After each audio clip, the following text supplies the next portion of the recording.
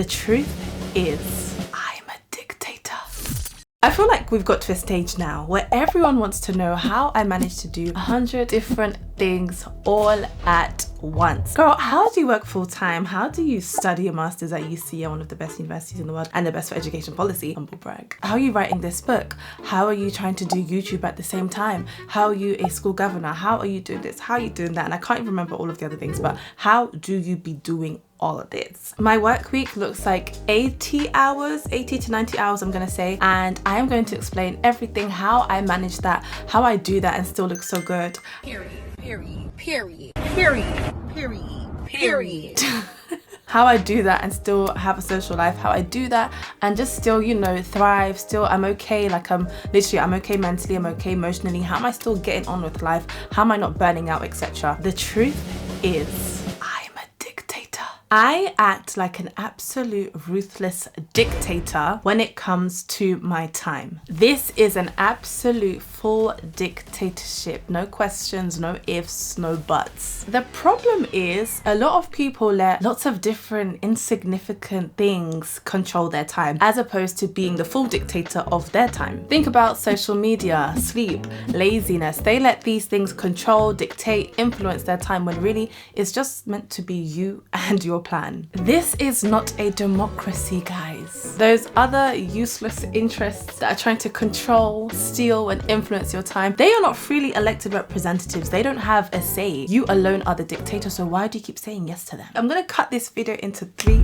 main parts. I'm not gonna just bang this out in 10 minutes, bish bash bosh. So number 1 is health habits. The fundamental idea here is that you need energy, absolutely need and rely on energy to be as productive as possible, to be able to just smash out all the things that you need to do. Essentially, what you're doing is that you're taking all the hours that most people spend napping, I don't know, sitting on the couch doing nothing, scrolling on social media, engaging in meaningless conversations, but you're taking that time and you're doing something with it. You're utilizing it instead. This is how we get ahead. But in order to do that, in order to utilize the time that you usually spend basically being lazy, you need energy. And this is the health habits. Eat, sleep, move. That is it. That's all you need to remember. So eat, because girl, you gotta eat. But it's not like necessarily just like you need to eat. It's what are you eating in particular. If you are just consuming ultra processed foods, greasy, fatty foods every single day,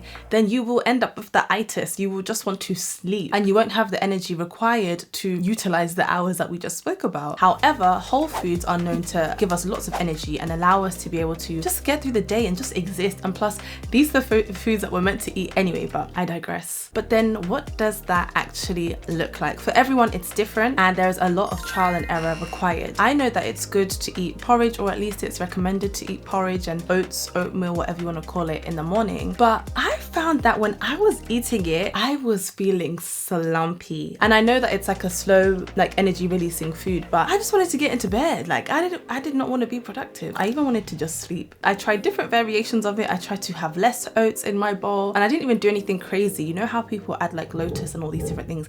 I didn't add nothing crazy to it, just a little banana. Then I started to eat avocados, eggs and spinach instead, and I just felt so much more lighter. I had protein, I had fats, I had veg, and I just felt so much better. I felt lighter, I felt energized, and obviously they were all whole foods as well. So that's why I say eat. So eating whole foods, eating foods that genuinely energize you, and you have to assess what that feels like. Number 2 is sleep. We all know that rest is required just to exist. And I know they recommend like 6 to 8 hours of sleep, but that may look different to you.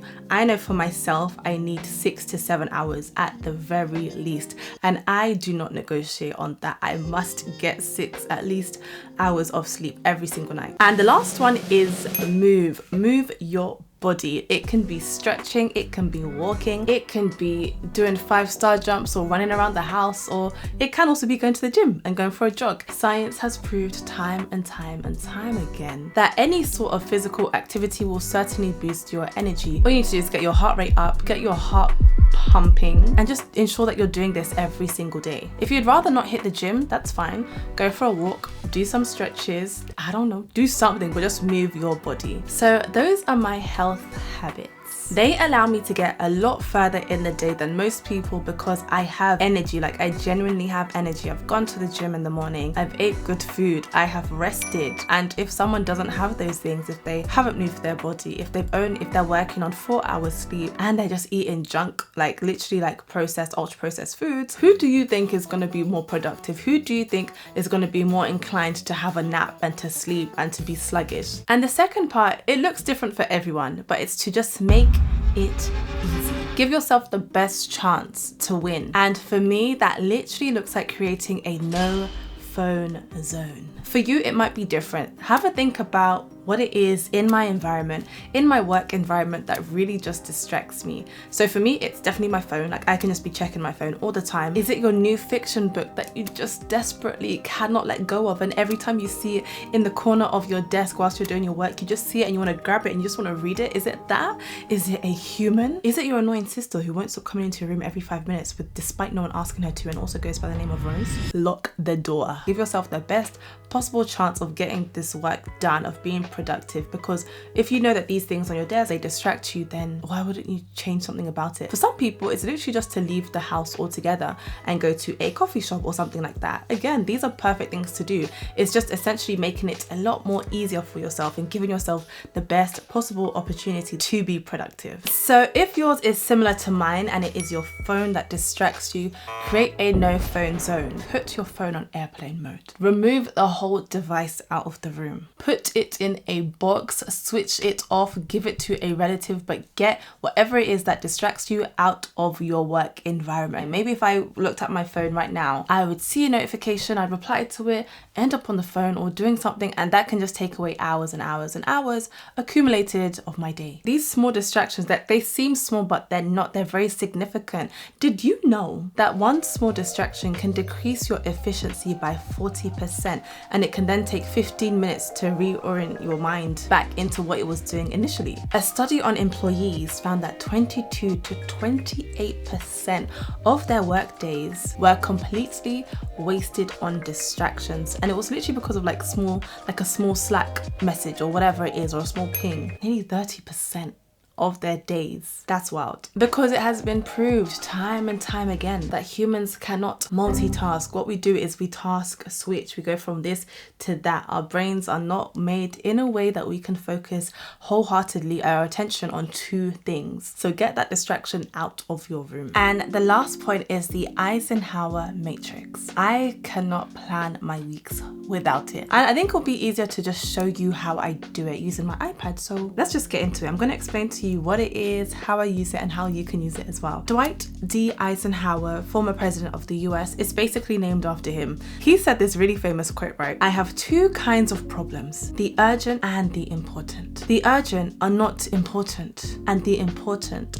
are never urgent. Dwight Eisenhower was known to be this like really great productivity kind of guy, and I guess you would hope so for a president. And I think this might be a good place to pause and actually think about what is the difference between urgency and importance. Urgency looks at something that is time sensitive. It needs to be done right now, or at least you're being told that it needs to be done right now. And then for your tasks that are important, importance is basically something that is important to you, there is value in it, and it will help you to get further in whatever area it is in life that you want to get further to. So it's not necessarily important for others, and others may even see that thing as not important because it's unique to you, but it's valuable and it's going to help you move forward in the direction that you aspire to move into. Now that that's clarified, this basically looks at the tasks that are urgent, important, not important, and not urgent, and it splits it out into this matrix where we've got urgent and important. So if you have a task that is both urgent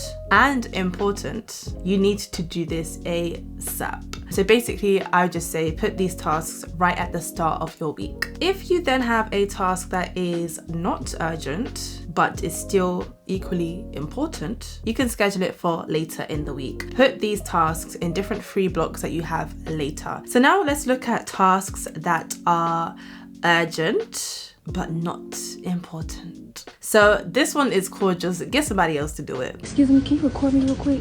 Can you record me real quick? Get somebody else to do it. You can just basically delegate these tasks to someone else, or you can outsource that task. So it's urgent in that it needs to be done by Tuesday. Today it's Sunday. It needs to be done by Tuesday. It's got a deadline that is coming quite soon, but it's not important to you. Like, it's not going to help you improve in different areas or help you get further to where you need to get to. And then for tasks that are not urgent, so they're not time sensitive, they don't have like this deadline that's coming really soon, and they're also not important, then these get absolutely binned, okay?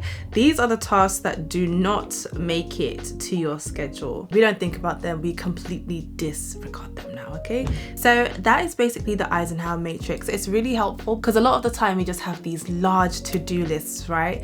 These huge to-do lists, and we just go and we tick them off and we tick them off without really considering, okay, does this need to be ticked off right now today? Is it urgent? And even if it is urgent, well, is it important? Does it actually help me? So with this planner, you then write your task dump. So you write all your to-do. I need to do this, I need to do that, I need to do this, I need to do that. And then you can also look at how you will improve by 1% this week. But then the most important thing now is that you're taking all of these tasks here, all of your to-do list, basically your task dump, and you're putting it into these different categories that we just looked at. Is it urgent? Is it important? Is it this? Is it that? And if it is, then what do we need to do? Do we need to put these tasks at the start of the week? Do we need to do them ASAP? Or can we schedule them later when we have some free blocks? Or can we actually just delegate / outsource them? Or do we need to just throw this in the bin? This is something that I did a couple of weeks ago, and as you can see, I had a lot of different tasks that I needed to do that were on my mind. I also thought about how I'd improve by 1% that week, and I said I want to get out of bed, not just wake up, like my eyes wake up. I want to be out of bed by 5:10 a.m. Anyway, so now I looked at all these tasks, I wrote them down, literally like just dumped all the tasks,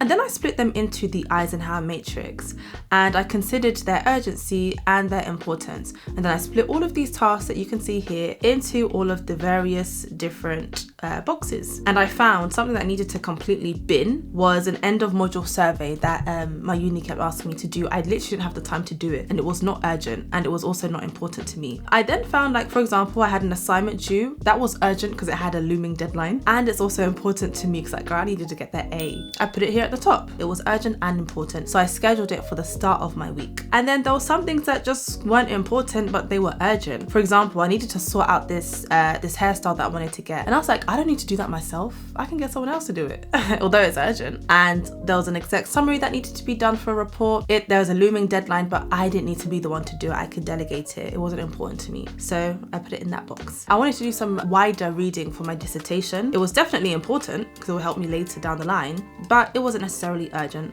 So I slot this in for different times where I had free blocks throughout the week. Also, the school that I helped govern, they were just considering different things with trusts, and I needed to do some wider reading on this. So again, it wasn't urgent, there wasn't a deadline, but it was important. And that's how I go about that. I think without the Eisenhower method, I could have been very stuck, because let's just think about stealing lots of time back into your day, right? If you have this really long to-do list that spans across 2 pages, you will basically waste your time doing all of those things in this day, or trying to do all of those things in 1 day or 2 days or whatever it is, but you're not utilizing your time properly, because maybe the stuff that you've put on your to-do list, they don't need to be done by you. Maybe the stuff you've put on your to-do list are neither urgent or important, and you've just wasted your time completing a task that won't help you move forward in the direction that you need to, and isn't urgent anyway. Like, no one needs it like that.